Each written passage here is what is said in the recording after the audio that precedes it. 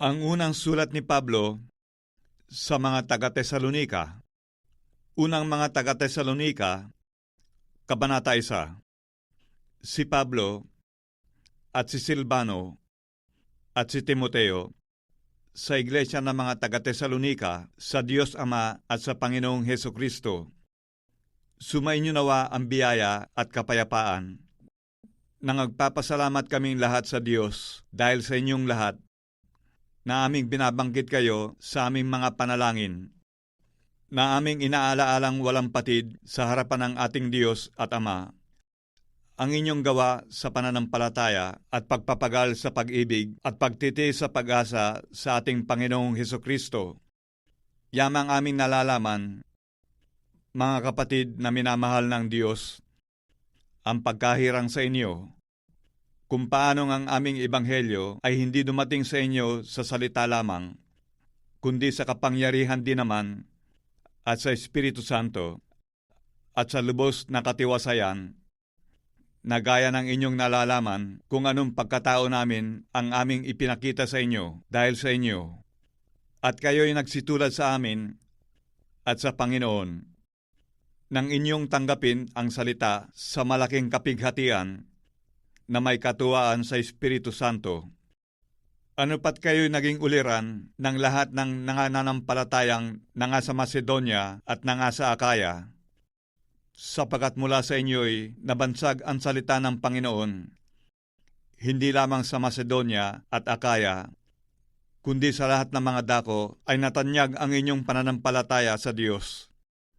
Ano pat kami ay wala nang kailangang magsabi pa ng anuman, sapagkat sila rin ang nangagbalita tungkol sa amin kung paanong nangakapasok kami sa inyo at kung paanong nangagbalik kayo sa Diyos mula sa mga Diyos-Diyosan upang mangaglingkod sa Diyos na buhay at tunay at upang hintayin ang kanyang anak na mula sa langit na kanyang ibinangon sa mga patay, si Jesus nga na nagligtas sa atin mula sa galit na darating. Ang mga taga-Tesalonika, Kabanata 2. Kaya nga nalalaman ninyo rin, mga kapatid, na ang aming pagkapasok sa inyo ay hindi nawala ng kabuluhan, kundi palibhasay nagsipagbata kami ng una at inalipusta.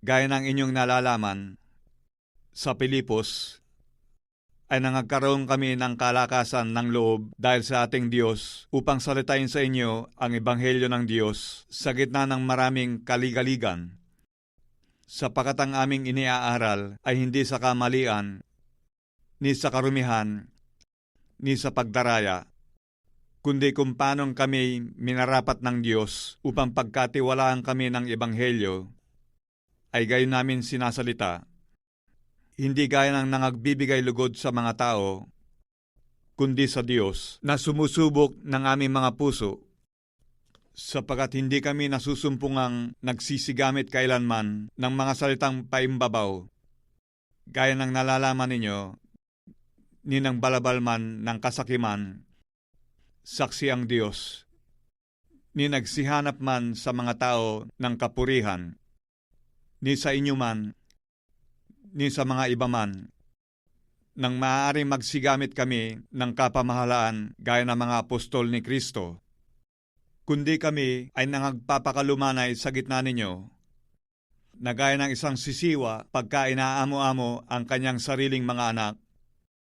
Gayon din kami, palibhasay may magiliw na pag-ibig sa inyo, ay kinalugdan namin kayo'y bahaginan, hindi lamang ng ebanghelyo ng Diyos, kundi naman ng aming sariling mga kaluluwa, sapagkat kayo'y naging lalong mahal sa amin. Sapagkat inaalaala ninyo, mga kapatid, ang aming pagpapagal at pagdaramdam. Amin ngang ipinangaral ang ebanghelyo ng Diyos na kami ay gumagawa gabit araw, upang huwag kaming maging isang pasanin sa kanino man sa inyo. Kayo'y mga saksi at ang Diyos man, kung gaanong pagkabanal at pagkamatuwid at pagkawalang kapintasan ang inugali namin sa inyong nagsisisampalataya.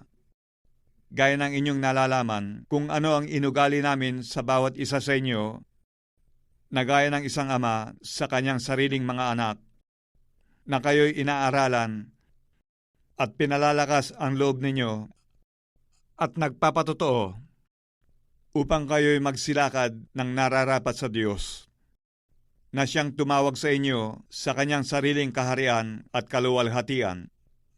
At dahil naman dito kami ay nangagpapasalamat na walang patid sa Diyos, na nang inyong tanggapin sa amin ang salita na ipinangaral, sa makatwid bagay ang salita ng Diyos, ay inyong tinanggap na hindi gaya ng salita ng mga tao, kundi ayon sa katotohanan na salita ng Diyos na gumagawa naman sa inyo na nagsisisampalataya, sapagkat kayo, mga kapatid, ay nagsitulad sa mga iglesia ng Diyos na nasa Judea kay Kristo Jesus, sapagkat nagsipagbata naman kayo sa inyong sariling mga kababayan, gaya naman nila sa mga Hudyo, na nagsipatay sa Panginoong Jesus at gayon din sa mga propeta, at kami ay kanilang pinalayas, at din nangagbibigay lugod sa Diyos at laban sa lahat ng mga tao, na pinagbabawalan kaming makipag-usap sa mga hintil upang mga ligtas ang mga ito, upang kanilang paramihing lagi ang kanilang mga kasalanan, ngunit dumating sa kanila ang kagalitan hanggang sa katapusan. Ngunit kami, mga kapatid, na nangahiwalay sa inyong sandaling panahon, sa katawan hindi sa puso, ay nangagsisikap na lubha upang makita ang inyong mukha na may dakilang pagnanais. Sapagkat nanganasa kaming pumarian sa inyo, akong si Pablo, na minsan at muli, at hinadlangan kami ni Satanas. Sapagkat ano ang aming pag-asa, o katuwaan, o putong, na ipagmamapuri? Hindi ba kayo rin sa harapan ng ating Panginoong Hesukristo sa kanyang pagparito? Sapagkat kayo ang aming kaluwalhatian at aming katuwaan.